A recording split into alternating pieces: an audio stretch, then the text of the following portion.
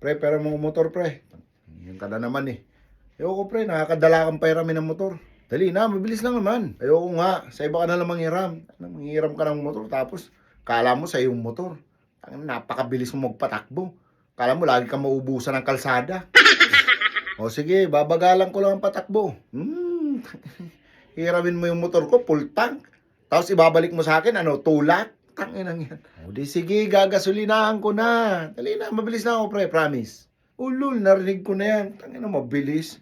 Ay, last time na hinaram mo yung motor ko, sabi mo, mabilis ka lang. 3 days mo bago binalik.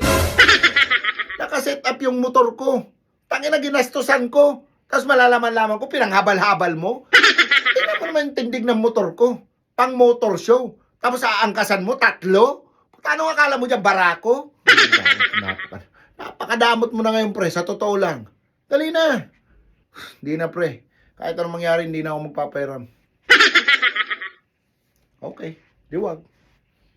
Asan yung asawa mo? At sabihin ko na lang na nag-hotel kayo sa papatantan ng babae mo noong nakaraan. Ay na mo, bilisan mo lang ha. Full tank yan, huwag mo nang gasan. Ha? Madali ka lang naman pala kausap eh. Sige pre, kunin ko na pre. Salamat ha.